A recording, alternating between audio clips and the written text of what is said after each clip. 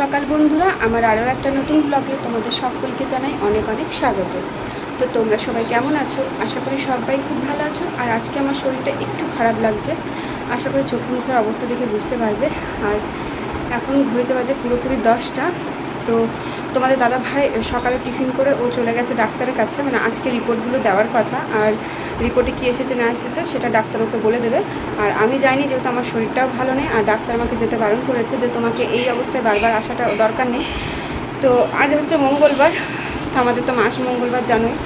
তো মাস মঙ্গলবার করেছি, তো শাশুড়িমা পুজো দিয়ে চলে এসেছে, এখনও পুজোটা মানে আনা হয়নি, যেহেতু পুজো হয়নি। তো ওইদিকে তোমাদের দাদাভাইদের মোটামুটি রান্নাবান্না চলছে, তারপরে আমাদের রান্না করব। আর এখন 10টা বেজে গেছে, এখনও টিফিন করিনি, শুধু এক গ্লাস শরবত খেয়েছিলাম। পুজোটা হোক তারপরে খাবো। তো এখন আমি আটা মাখবো, যেহেতু আজকে মানে টিফিনে পরোটা খাবো, পরোটা আলু ভাজা বা চা পরোটা কিছু একটা খেয়ে নেবো। তো চলো এখন থেকে তোমাদেরকে সাথে নিয়ে আমি আমার ব্লগটা শুরু করলাম। আর আজ সারাদিন কী করবো না করবো অবশ্যই সবটা তোমাদের সাথে শেয়ার করব। তো চলো সাথে থেকে ব্লগটা দেখতে থাকো। আর তোমাদের দাদাভাই যে রিপোর্টগুলো নিয়ে আসবে অবশ্যই সব রিপোর্ট তোমাদের সাথে শেয়ার করব। তো চলো এখন তোমরা সাথে থেকে আমার ব্লগটা দেখতে থাকো।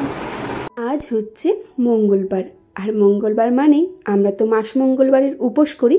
তো আজকেই ছিল সেই মাস মঙ্গলবারের উপোস।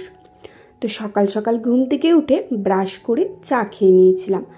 আমি যেহেতু এখন থার্ড উপোস দিই, তাই সব কিছুই খাবার খেয়ে নিই। তো সকালে চা খেয়ে একেবারে স্নান করে এখন চলে এসেছি আটা মাখবো বলে, কারণ আজকে তো মানে ভাত মুড়ি এইসব কিছু খেতে পাবো না, তাই ভাবলাম সকালের টিফিনে পরোটাই খাবো। তাই এখন আটাটা মেখে নিচ্ছি। আর জানো তো, আমার এই পরোটা বলো, লুচি বলো, তারপরে তোমার রুটি, এসব একদমই ভালো লাগে না, সে বাধ্য হয়ে খেতে হয়, যেহেতু কোনো অপশন থাকে না বলে। তো যাই হোক, আজকে যেহেতু আর কিছু খেতে পাবো না, তাই ভাবলাম পরোটাটাই খেয়ে নেব। তো এদিকে শাশুড়ি মা রান্না করছিল, কারণ তোমাদের দাদা ভাই আর আমার শ্বশুর মশাই তো ভাত খাবে, তো তার জন্য আর কি রান্না হচ্ছিল। আর আমি এদিকে বসে তাকে আটাটা মেখে নিচ্ছিলাম। আর জানো তো, আজকের শরীরটাও আমার খুব একটা ভালো নেই। আশা করি চোখে মুখের অবস্থা দেখে বুঝতে পারবে, একদম ঝিমিয়ে পড়েছি। জানি না কেন সকালে ঘুম থেকে ওঠার পর থেকে শরীরটা এত পরিমাপে দুর্বল লাগছে, যেটা বলে বোঝানোর মতো নয়। সবসময় যেন মনে হচ্ছে চুপটি করে শুয়ে থাকি আর চোখটাকে বন্ধ করে ঘুমিয়ে পড়ি। তো বন্ধুরা, তোমাদের দাদাভাই চলে গেছে রিপোর্টগুলো আনতে আর কি। আর এখন আমি সোজা চলে এসেছি রান্নাঘরে। এই যে আলু ভাজবো, তো সে আর কি নুন হলুদ দিয়ে আলুটাকে মাখিয়ে রাখছি। আর আমার শাশুড়ি মা গেছে পুজোর থালাটা মানে আনতে আর কি, পুজো হয়ে গেছে মনে হয়, তো সেই পুজোর থালা আনতে গেছে। আর আমি বললাম ঠিক আছে, তুমি পুজোর থালাটা নিয়ে এসো, আমি তাকে আলুগুলো ভেজে রাখি, কারণ এসে পরে তাহলে খেতে পাবো। পরোটাটা এখনও হয়নি, এসে পরে পরোটাটা করবো, যেহেতু আমি পরোটা বেলতে পারি না, নাহলে আমি করে রাখতাম পরোটাটা। তো শাশুড়ি মা আসবে, শাশুড়ি মা এসে পরোটাটা বেলে দেবে, তারপরে আমি মানে কি ভেজে নেব। তো এখন এই আলু ভাজবো, তারপর তোমার এই যে ভেন্ডি আছে, ভেন্ডির চাটনি করব তোমাদের দাদা ভাইয়ের জন্য। চাটনিটা পরে করব, আগে আলুটা ভাজবো, চা করব, কারণ চা দিয়ে পরোটা খেতে আমার বেশ ভালো লাগে। তো খিদে খুব জোর পেয়ে গেছে, কারণ প্রায় 10:30টা বেজে গেছে। আর 10:30টার মধ্যে মাত্র 2 গ্লাস শরবত খেয়েছি গ্লুকন্ডির, আর কিচ্ছু খাইনি। তো চলো এখন ঝটপট করে আলুটা আগে ভেজে নিই। আর এদিকে আমার তাওয়াটা রেডি আছে, দেখো এদিকে এই যে তাওয়াটা একদম রেডি আছে। এদিকে এই যে পরোটা যে হবে, আটা মাখাও তো হয়ে গেছে, সব কিছু রেডি আছে। শাশুড়ি মা এসে শুধু বেলে দেবে আর আমি ভেজে নেবো, তাহলেই হয়ে যাবে। তো চলো এখন ঝটপট করে আলুটা আগে ভেজে নিই। তো যত তাড়াতাড়ি রান্নাবান্নাগুলো কমপ্লিট হয় সত্যি খুব একটা নিশ্চিন্তি লাগে, কারণ তোমার একটু মনে হয় রেস্ট পাবো। আর তার সকাল থেকে শরীরটা যে কেন এত খারাপ লাগছে বুঝতে পারছি না, কেমন একটা দুর্বল দুর্বল টাইপের লাগছে, কিছু কাজে এনার্জি লাগছে না, সবসময় মনে হচ্ছে শুধু ঘুমোয়, শুয়ে থাকি বসে থাকি, একদম কিছু ভালো লাগছে না। তাই যতটুকু পারা শাশুড়ি মাকে হাতে হাতে হেল্প করে দিয়েছি। তো শাশুড়ি মা আসুক, তারপর তাড়াতাড়ির মধ্যে খেয়ে নেবো। তো চলো সাথে থেকে ব্লগটা দেখি। আমার শাশুড়ি মা মন্দিরে চলে গেছে পুজোর থালাটা নিয়ে আসার জন্য, যেহেতু পুজো হয়ে গেছে। আর এইদিকে বৃষ্টি নামিয়ে দিয়েছে, যদিও বেশি বৃষ্টি পড়েনি, মানে টিপটিপ করে বৃষ্টি পড়ছিল, তবুও আমি ভাবলাম যাই, শাড়ি কাপড়গুলো তো শুকিয়ে গেছে, সেগুলো নিয়ে আসি, কারণ ওই টিপটাপ বৃষ্টিতেই কিন্তু ভিজে যাবে। তো ওইদিকে রান্না করতে করতেই আবার আমি চলে এসেছি ওপরে। এখন যেহেতু শাশুড়ি মা ছিল না, তাই সব দিকটা আমাকে এই মুহূর্তে করতে হচ্ছে। শাশুড়ি মা থাকলে যেমন কী হতো, আমি হয়তো রান্নাটুকু করতাম, উনি ওপরে এসে কাপড়গুলো নিয়ে চলে যেতেন। কিন্তু উনি তো এখন বাড়িতে নেই, মন্দিরে গেছে, আর মন্দির থেকে আসতে হয়তো 5 মিনিটের মতো সময় লাগবে। তো এদিকে আমি বললাম 5 মিনিটে তো তাকে জামা প্যান্টগুলো ভিজে যাবে, তাই চলে এসেছিলাম উপরে। তো কাপড়গুলো নিয়ে আবার নিচে চলে গিয়েছিলাম। তো নিচে যাওয়াতে দেখি শাশুড়ি মা চলে এসেছে। তো এখন এই যে পরোটাটা বেলে দিচ্ছে আর আমি সেঁকে নিচ্ছি। কারণ আমি যদি পরোটাটা বেলতে পারতাম তাহলে আমি নিজেই করে নিতাম, কিন্তু আমি না ওই রুটি বেলতে পারি না। রুটি বেলার সময় কি হয়, হয় শক্ত হয়ে যায় আর না হয় টেরা বেঁকা তো হয়ই, তাছাড়া রুটিটা শক্ত হয়ে যায়, খাওয়া যায় না। তাই আর কি আমি বেলি না। রাতে যখন রুটি করি তখনও কিন্তু আমার শাশুড়ি মাই বেলে দেয়, আমি সেঁকে নিই। তো যাই হোক, এদিকে উনি বেলে দিচ্ছেন আর আমি রুটিগুলো সেঁকে নিচ্ছি। আর আজকে এত পরিমাপে গরম ছিল, সত্যি কথা বলতে একদমই থাকতে পারছিলাম না। আশা করি আমার অবস্থা দেখে বুঝতে পারবে, পুরো মুখে চোখে ঘেমে গিয়েছি, এত পরিমাপে গরম লাগছিল। ওয়েদারটা মেঘলা মেঘলা ছিল ঠিকই, তবুও একটা ভ্যাপসানি গরম ছিল। তো যাই হোক, ওইদিকে আমার রুটিগুলো সেঁকা হয়ে গেছে, এখন রুটিগুলো ভেজে নেব। এই 9 মাসে এসে শরীরে এত পরিমাপে কষ্ট হচ্ছে, যেই কষ্ট না কাউকে বলে বোঝানোর মতো না। আর সত্যি কথা বলতে এই কষ্টটা কেউ বুঝবেও না, একমাত্র তারাই বুঝবে যারা এই সময়টা পার করে এসেছে। আমার তো এই 9 মাসে এত পরিমাপে শরীর ক্লান্তি লাগে যে একদমই কিছু ভালো লাগে না, মনে হয় কিচ্ছু করব না, চুপটি করে শুয়ে থাকি। যা কাজ বাজ আছে সব কিছু সেরে চুপটি করে শুয়ে থাকি, আর শুধু মনে হয় চোখটাকে বন্ধ করে রাখি। এই সময় কারোর সাথে কথা বলতে ইচ্ছে করে না, কিছু এনার্জি থাকে না, এত পরিমাপে বিরক্ত লাগে, জানি না কেন। আর তাছাড়া প্রতিদিন তো নতুন নতুন কিছু না কিছু শরীরের অস্বস্তি দেখা দিচ্ছে বা শরীরে কিছু না কিছু প্রবলেম দেখা দিচ্ছে, যার কারণে না আর একদমই ভালো লাগছে না। আর হাতে গোনা মনে হচ্ছে কয়েকটা দিন তাড়াতাড়ির মধ্যে শেষ হয়ে গেলে বাঁচি। যদিও আর ডেলিভারি ডেট খুব একটা দেরি নেই, সামনাসামনি চলে এসেছে।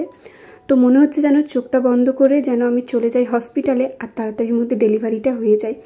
কারণ এই সময়টাতে না আর সত্যি কথা বলতে একদমই পারা যাচ্ছে না, প্রচণ্ড অস্বস্তি লাগছে সব দিক থেকে। খাওয়ার দিক থেকে যদি বলো, খেতেও অস্বস্তি লাগছে, কাজ করার দিক থেকে যদি বলো, কাজ করতেও ভালো লাগছে না, শরীরে এনার্জি লাগছে না। আর তাছাড়া সব দিক থেকেই বলো, শরীরে জানি না কেন ঝিমিয়ে গেছে, একদমই কিছু ভালো লাগছে না। আর যাই হোক, কয়েকটা দিন আছে, সুস্থ সবলভাবে পেরিয়ে যাক, তারপরে তো তোমাদেরকে গুড নিউজটা খুব তাড়াতাড়ির মধ্যেই শোনাবো।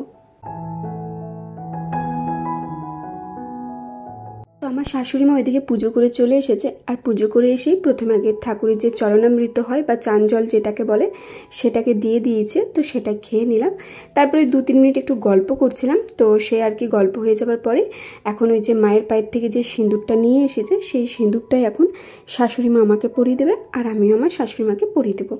তো সিঁদুরটা পরিয়ে যাবার পরে তারপর তোমার ওই মায়ের পায়ের যে ফুলটা থাকে, সেই ফুলটাই আর কি আমার মাথার মধ্যে দিয়ে দিচ্ছে, আর কি আশীর্বাদ যাকে বলে।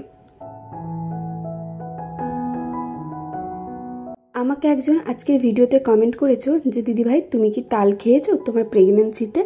তো হ্যাঁ, আমি তাল খেয়েছি আমার প্রেগনেন্সি চলাকালীন। আমার যখন প্রেগনেন্সি চলছিল তখন ওই কাঁচা তালটা ছিল, তালের যে শ্বাসটা বলে সেটা ছিল, তো আমি খেয়েছি।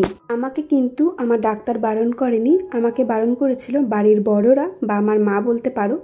মা বলেছিল তাল খেলে নাকি বাচ্চা বেতাল হয়ে যায়, যদিও আমি জানি না এই ব্যাপারটা, তবু আমি তাল খেয়েছি, না খাওয়া করিনি। ওই একটা কি দুটো এরকম টাইপের কোয়া খেয়েছিলাম, যেটাকে আর কি তাল শ্বাস বলে, তারপর থেকে আর খাইনি। তো আমি বলতে পারবো না বনু যে তাল খেতে হয় বা খেতে হয় না, তুমি চাইলে একবার তোমার ডাক্তারকে জিজ্ঞেস করে নেবে। আর আমার ডাক্তার কিন্তু আমাকে আনারস আর পেঁপে খেতেই বারণ করেছিল, আর তোমার যে কোনো জাতীয় কোল্ড ড্রিঙ্কস, আর কিন্তু কোনো কিছু বারণ করেনি। বলেছে তোমার যেটা ইচ্ছা হবে তুমি সেটাই খেতে পারো, তবে হ্যাঁ তোমার শরীর বুঝে খাবে। তোমার শরীর যদি মনে হয় যে হ্যাঁ আমার শরীরে ঠিক থাকবে এটা খেলে, তাহলে খাবে। কারণ অনেকের কি হয়, এই প্রেগনেন্সি চলাকালীন গ্যাসের খুব প্রবলেম হয়ে যায়, তো যার কারণে সব খাবার খেতে বারণ করে, এই ফাস্টফুড জাতীয় খাবার বা যেগুলো খেলে গ্যাস হয়। তো আমার যেহেতু কোনো গ্যাসের প্রবলেম নেই বা অম্বল টম্বলের কোনো ব্যাপার নেই, হয়তো মাঝে সাঝে অম্বলটা করে, তবে গ্যাসের যেহেতু কোনো প্রবলেম নেই, তাই আমি সব খাবার মোটামুটি খেয়ে নিই। তো যাই হোক, এখন দেখো আমি চলে এসেছি ছাদে, কারণ আজকে যেহেতু সকালে মাথায় জল দিয়েছিলাম, চুলটা শোকানোর একদমই সময় পাইনি। তো ছাদে এসেছিলাম, ভাবলাম যাই যদি একটু হাওয়াতে শোকাই। রোদ তো একদমই ওঠেনি, তবুও ভাবলাম ছাদে গিয়ে যদি একটু হাওয়াতে চুলটা শোকাই তাহলে চুলটা শুকিয়ে গেলে বেশ ভালোই হয়, কারণ ভেজা মাথায় শুলে ঠান্ডা লেগে যাবে। আর তাছাড়া ঠান্ডা লাগলে আমার কাশি শুরু হয়ে গেলে সব থেকে বেশি অসুবিধা হয়ে যাবে। তো যার কারণে ছাদে গিয়েছিলাম। আর এখন নিচে আসতে দেখো আমার শাশুড়িমা কিন্তু মানে আর কি দুপুরে যে খাবার খাবো সেটাই দিয়ে দিয়েছে। আর প্রত্যেকবার মঙ্গলবারে আমরা কি করি, ডালিয়ার খিচুড়ি করি। তবে এবারে আর ডালিয়ার খিচুড়ি করিনি, কারণ খিচুড়িটা খেতে আমার খুবই বলতে পারো অরুচি লাগছে। তো আমি বলেছিলাম ডালিয়াটাকে ভাতের মতো করে দাও, মানে ভাত যেমন করে সেদ্ধ করে সেরকম করে দাও। তো দেখো সেরকমই করে দিয়েছে ভাতের মতো। আর একটু নিয়ে নিয়েছিলাম ঘি আর একটা কাঁচা লঙ্কা, আর বলেছিলাম আলু সেদ্ধটাকে একটু ভালো করে মাখিয়ে দেবে, মানে একটু লঙ্কা খড়া দিয়ে আর তোমার টমেটো দিয়ে। তাহলে কী হবে, ভাতের মতো খেলে টেস্টটাও ভালো লাগবে আর পেটটাও ভরবে। তো যাই হোক, খেতে কিন্তু দারুণ লেগেছিল। আর এবার থেকে ডালিয়া না খেয়ে ওই ডালিয়াটাকে ভাতের মতো করেই খাবো।